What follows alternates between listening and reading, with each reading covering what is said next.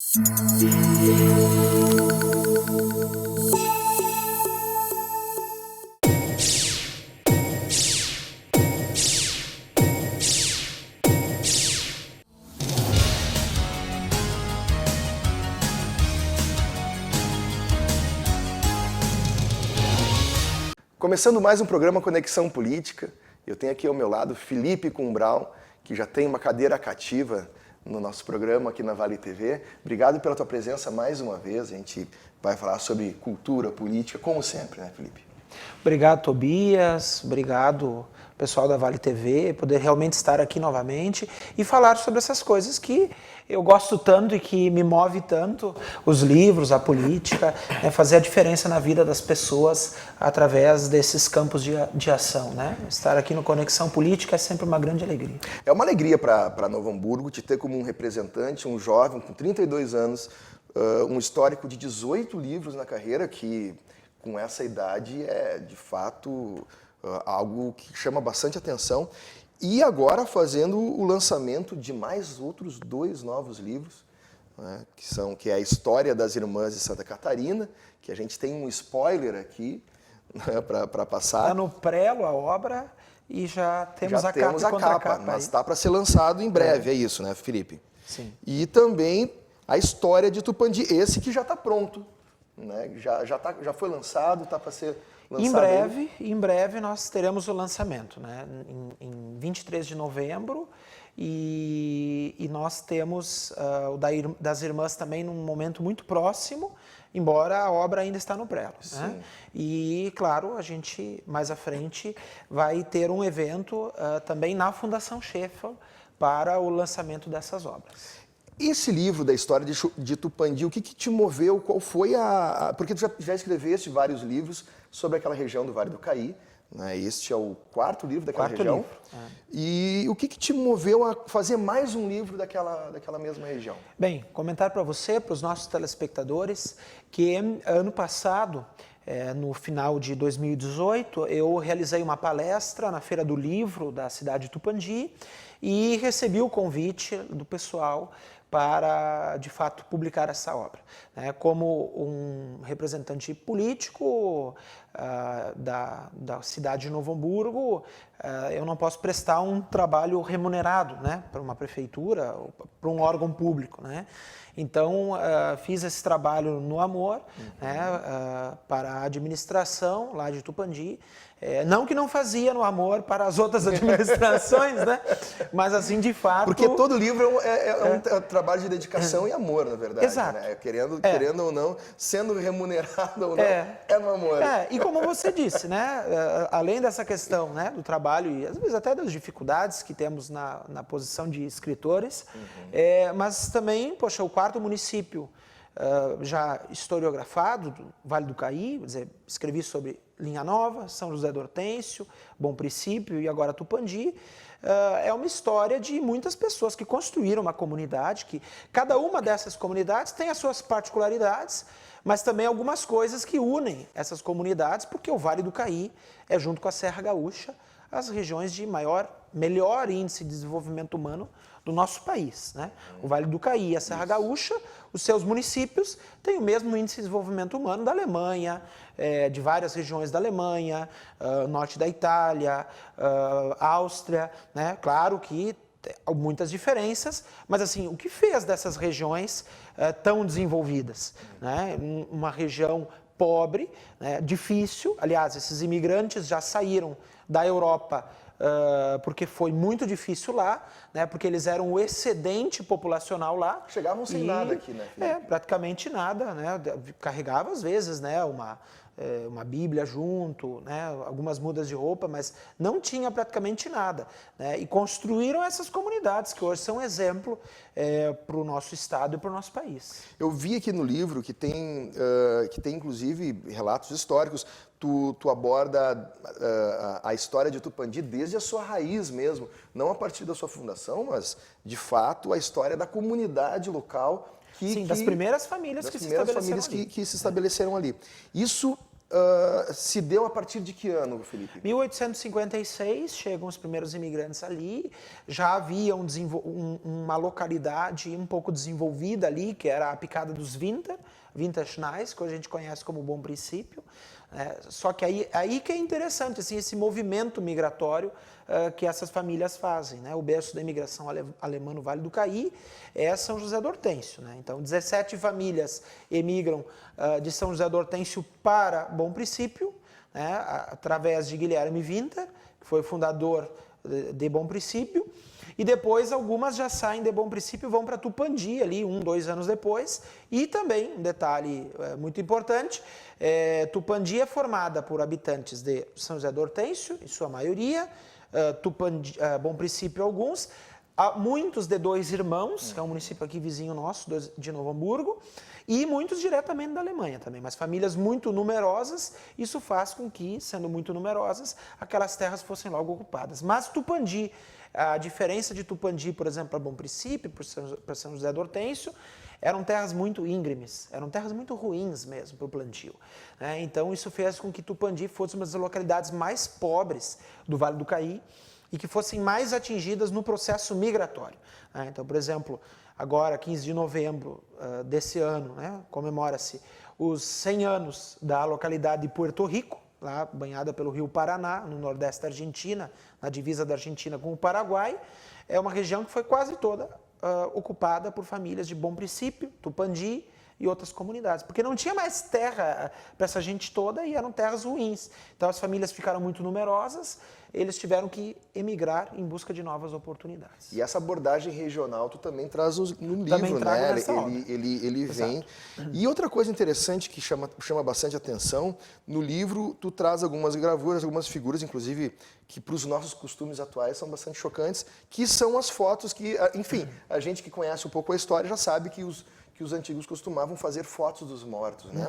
E algumas dessas fotos das famílias lá da região, tu traz aqui no livro, o que é uma coisa bastante interessante, porque hoje pra gente, né, é algo que de fato choca, tá aqui na página 181, mas é muito bacana esse resgate de trazer isso num exemplar de um livro e mostrar especialmente para as novas gerações que estão estudando história e para o próprio município, que certamente esse livro vai ser utilizado na educação do município, para as pessoas conhecerem de fato o que aconteceu naquela cidade, né? Eu acredito que realmente, como você colocou, são fotos, são imagens fortes. Agora é a história, né? A história de uma comunidade, de costumes, de hábitos culturais, muitos deles que hoje não se aplicam mais, né? Em que pese que as pessoas muito conhecidas a nível, especialmente internacional, ainda são fotografadas quando, né? No seu velório, né? Quando falece muitas vezes ex-presidentes, não só aqui no Brasil, né? Em outros primeiros ministros, figuras de Estado, figuras do clero, né, papa, cardeais, são fotografados, mas assim, aqui a gente vive um período em que a fotografia ela começa a se tornar mais acessível às pessoas, né, e as pessoas fotografavam, especialmente nessas comunidades onde muitas famílias emigraram, como é o caso de Tupandi, e aí um detalhe curioso, né, onde a fotografia dos falecidos era para todos, independente de a pessoa ter mais condições financeiras ou ser uma pessoa de uma posição maior, né, de destaque a nível local, estadual ou mesmo nacional. Né? Então, essas pessoas eram registradas no momento do seu velório. Né? Então, isso também é um fato curioso, marcante, que eu vejo que deve ser publicado. Né? Interessante também que tu aborda a questão da religião no próprio município, especialmente na figura do padre Balduino Rambo. É porque, assim, Tupandi, as outras comunidades também, mas, assim, o que eu vejo, assim, o Balduino Rambo é uma grande figura, ele é considerado o pai da botânica no Brasil. Né? Então, imagina, nós temos a maior figura da botânica do país nascido nessa comunidade. Né? E assim como o padre Balduino Rambo, existem várias outras figuras, né, ou vários outros nomes da história, que com tanta dificuldade conseguiram, né? Então, assim, essas comunidades elas estavam praticamente isoladas, né? Imagina se nós tivéssemos essas figuras, essas mentes muito avançadas para o seu tempo, né? Se nós tivéssemos, claro, nem dá para comparar com uma Berlim, né? Com cidades assim à frente do seu tempo já naquela época, mas se nós tivéssemos uma facilidade maior dessas pessoas terem acesso à universidade já naquela época. O padre Balduino Rambo teve, porque além de ser um grande intelectual, desenvolveu isso e se tornou padre, se tornou religioso. Mas assim, o cardeal Dom Vicente Scherer, né, um dos maiores cardeais dentro da Igreja Católica, que era de bom princípio, né? Então essas pessoas que se tornaram grandes na história e que são dessas comunidades, né? Então também fazer um registro aos filhos ilustres dessas terras, em Tupandi, uma comunidade muito católica, né? Porque o Vale do Caí, ele é mais católico, se nós compararmos ao Vale dos Sinos, ao Vale do Paranhana, né? Mesmo uma boa parte da região das Hortênsias e o Vale do Taquari. Já tem uma diversidade maior. Né? Ele tem uma diversidade maior dentro da Igreja Católica, mas ele tem um movimento, maior católico, porque os padres jesuítas eles têm uma inserção maior no meio colonial no Vale do Caí. E isso é muito importante, porque os padres jesuítas eles são bastante rígidos com relação a horários e nesse sentido bem organizados, né? Eu morei em Bom Princípio durante um tempo e isso me chamou bastante atenção daquela comunidade, porque eles têm esse costume e tu passa das fronteiras da região ali e isso já se perde um pouco. Não que aqui a gente seja desorganizado, não, mas ali existe uma rigidez um pouco maior, não só com relação de horários, mas com relação aos próprios costumes da região, de manter as suas raízes. Né? Isso é bastante interessante. A gente tem um período, e especialmente, digamos, o momento histórico em 1849, quando a Igreja Católica envia padres jesuítas de fala alemã para se comunicar com os nossos imigrantes. Né? E eles veem um grande campo missionário, um campo de trabalho, claro, como a Igreja Evangélica de Confissão Luterana e a própria Igreja Luterana também, que chama-se Missouri, né, que é outra vertente do ramo protestante, elas aproveitam esse espaço, né, esse campo missionário, e enviam religiosos para cá, né? Agora, no caso dos padres jesuítas, as paróquias mais importantes, veja bem, era a paróquia de São José do Hortêncio, que é no Vale do Caí, que é a paróquia mãe das demais paróquias ali. Para ter uma ideia, Caxias era atendida por padres no início de São José do Hortêncio, jesuítas. Né? Ivoti e 2 irmãos. Então, Novo Hamburgo, que tinha sua capela, Nossa Senhora da Piedade de Hamburgerberg, ela não é uma comunidade tão importante para a Igreja Católica no início, em função de que Novo Hamburgo surgiu para ser uma comunidade protestante. Surgiu para ser uma comunidade, tanto que é impressionante os dados do número de famílias de confissão luterana no início da comunidade hamburguense, né? Muito tempo depois que o número de católicos passa ao número de evangélicos luteranos, né? De confissão luterana, né? Mais precisamente. Então isso é diferente do que acontece no Vale do Caí, né? Mas, por exemplo, se posso já linkar com o segundo livro... Exatamente, né? isso que eu gostaria de fazer, porque na verdade a gente tem esse livro que tu fala da história das Irmãs de Santa Catarina, que vem justamente contrastar com esse fato do luteranismo. Né? Exato, porque Nossa Senhora da Piedade é a primeira capela católica localizada em Hamburgerberg, que era o nome antigo, né, do distrito do que era Novo Hamburgo. Naquele momento, então, aí é uma história fantástica, assim, a gente poderia discorrer horas. Mas vai, Felipe, fala-te. Sobre isso, né? Bem, então vamos tentar em 5 minutos. Dá um spoilerzinho pra gente. Exato. A Congregação das Irmãs de Santa Catarina, ela é a primeira congregação dentro da Igreja Católica, pelo menos das que nós temos notícias, fundada em 1583. Ela é a primeira onde as irmãs não vivem na clausura, onde as irmãs não vivem dentro de um convento sem poder ir até as pessoas. E Madre Regina Prottmann, a sua fundadora, estabelece 2 eixos principais de trabalho, né? A educação para meninas, que não era permitido naquela época, né? E o atendimento aos doentes, aos idosos, aos enfermos. Então, isso faz da congregação, naquela época, estamos falando do século XVI, numa congregação já que partes da Igreja Católica olham com uma situação diferente, assim, exato. Não, as irmãs têm que ser enclausuradas, as irmãs não têm que fazer um trabalho de campo, né? E lá em Braunsberg, hoje Braniewo, na Polônia, lá na Ermlândia, entre duas regiões importantes do que era nordeste da Alemanha, e que infelizmente a Alemanha perdeu para a Polônia já no ano de 1945, né? Ermlândia é um entrave entre a Massúria e, digamos, a Pomerânia de trás, né? A Hinterpommern, tudo uma região que pertencia à Alemanha. Prússia Oriental hoje pertence um pedacinho à Lituânia, um pedaço à Rússia e outro ao norte da Polônia. Então, naquela região, as irmãs fazem esse trabalho missionário, e quem dá apoio para elas e quem consegue a autorização para a formação da congregação de Santa Catarina, né, em homenagem a Santa Catarina de Alexandria, uma das primeiras mártires cristãs e considerada santa pela Igreja Católica, quem concede são os próprios padres jesuítas. Os padres jesuítas, a ordem religiosa masculina, junto com a ordem da Congregação das Irmãs, fazem um trabalho em conjunto muito grande, missionário, né? E é por isso que, olha só, os padres jesuítas, quando se estabelecem na paróquia, na capela, que depois vira paróquia Nossa Senhora da Piedade de Hamburgerberg, que é a nossa primeira paróquia católica, eles veem uma dificuldade de educar as meninas católicas, porque naquela época era escola para os meninos luteranos, para as meninas luteranas.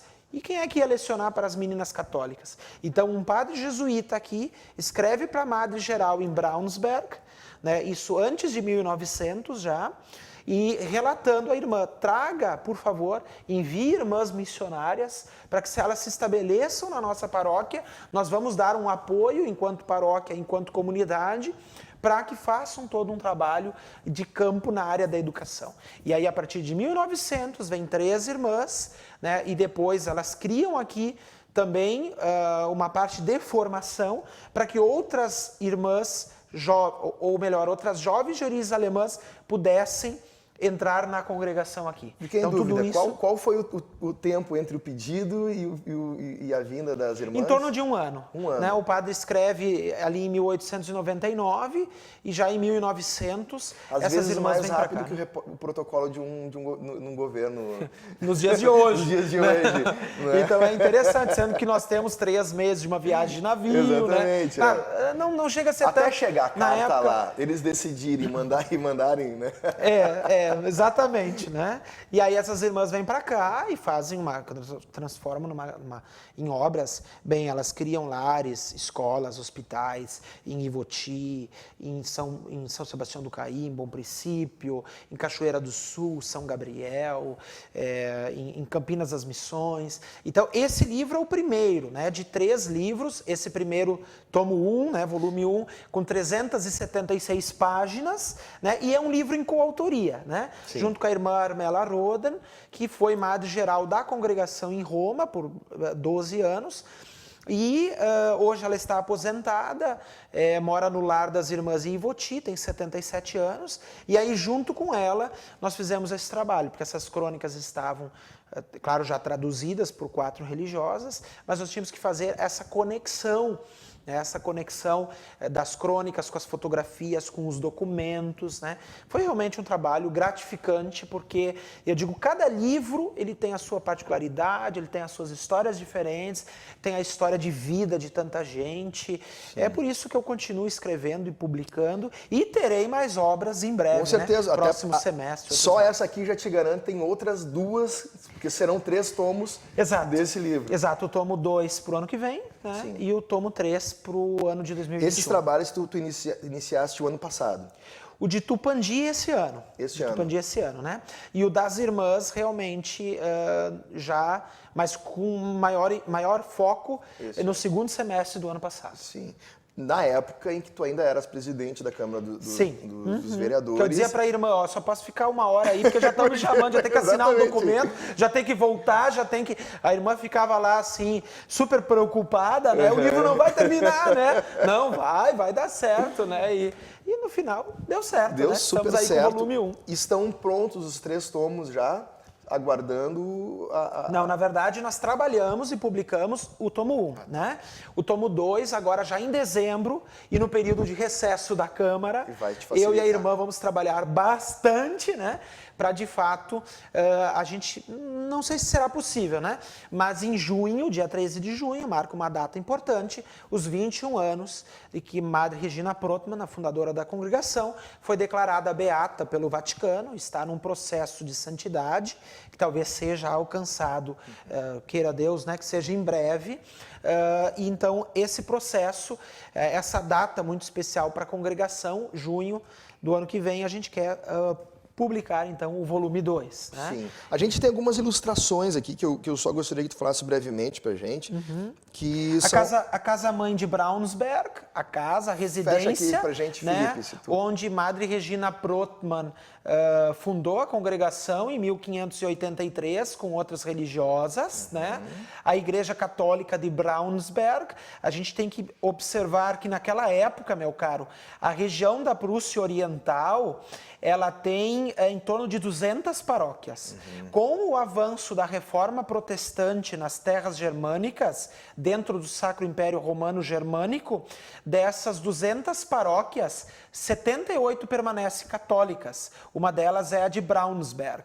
Então, esta era a igreja onde Madre Regina realizava suas orações e muitos dos seus movimentos, né, junto com esta casa. Aqui nós temos a primeira capela, que hoje não existe mais, que é a nossa paróquia Nossa Senhora da Piedade de Hamburgo Velho, em Novo Hamburgo, né? Onde as irmãs faziam suas primeiras orações quando chegaram ao estado do Rio Grande do Sul, estabelecendo sua casa provincial em Novo Hamburgo. Aqui nós temos a primeira casa provincial, que ao mesmo tempo é o Colégio das Irmãs de Santa Catarina, colégio esse fundado em 1900 e este prédio construído em 1910. Hoje a casa provincial atual foi construída aqui ao lado, né? E aqui atrás nós temos a regra, a primeira regra para nós católicos e para os demais que... a regra é tipo a constituição da congregação, né?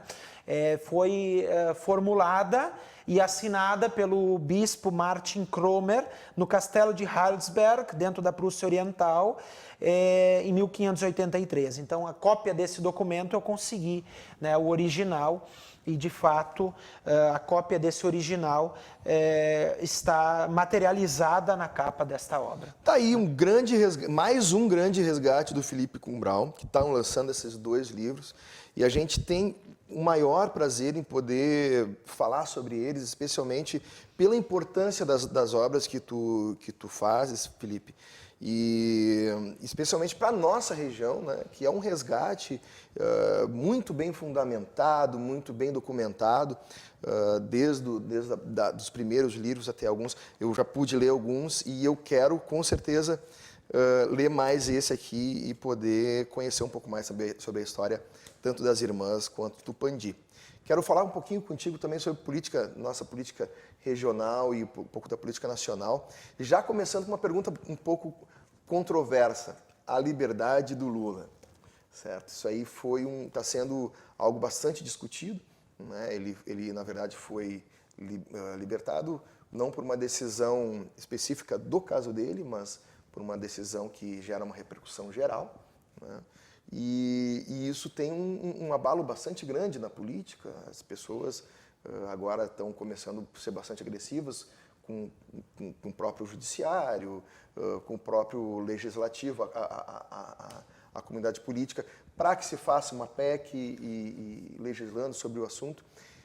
Felipe, eu queria ver tu como legislador, te colocando na posição de um legislador nacional.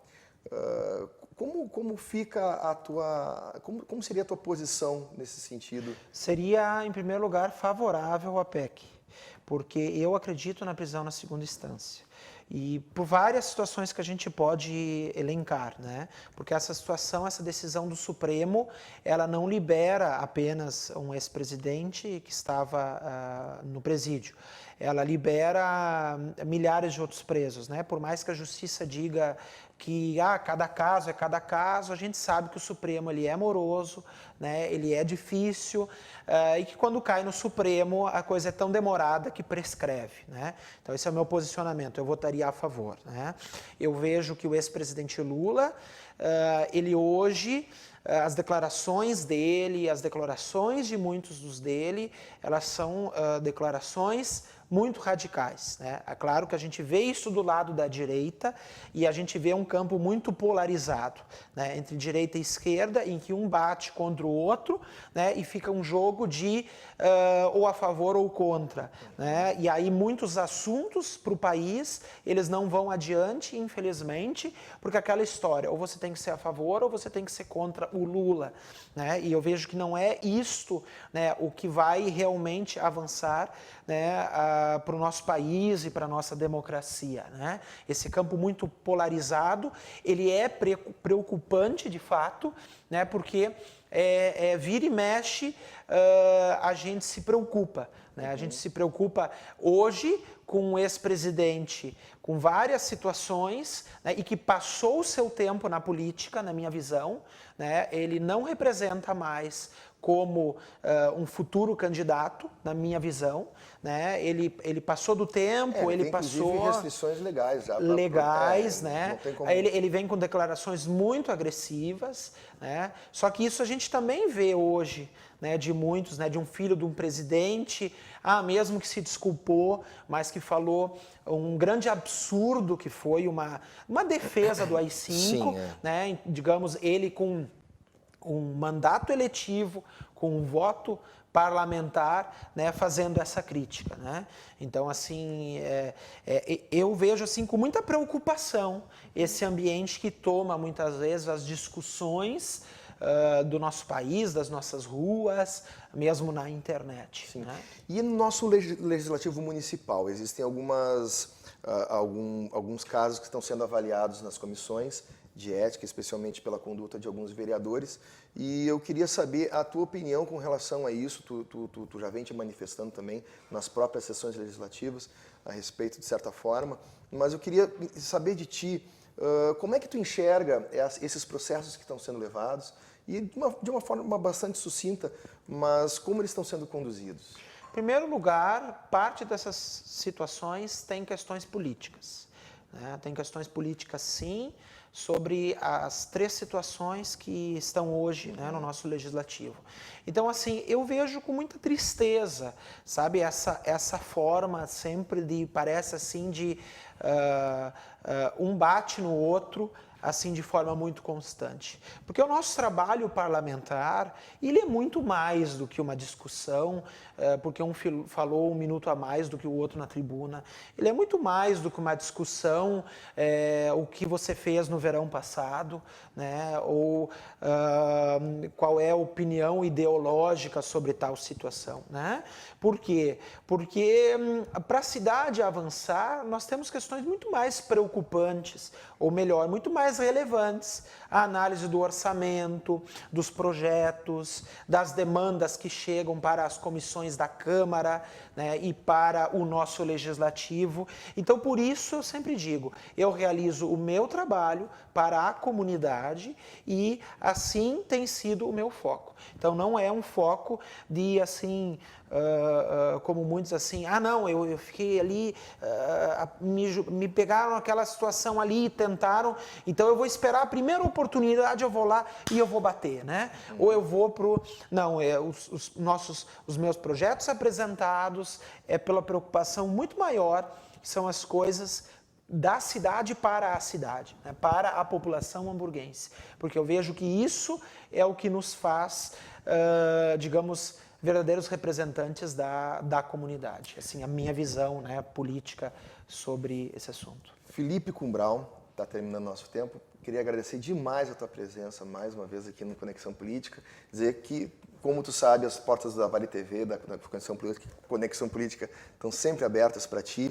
E agradecer a tua presença hoje falando sobre esses assuntos tão bacanas. O tempo passa voando aqui contigo. Obrigado, Tobias, né? Obrigado à Vale TV, a vocês telespectadores que fazem dessa Vale TV uma grande TV de todas as pessoas, claro, e as pessoas que, né, a grande equipe aqui. Um abraço e até uma próxima oportunidade. Obrigado.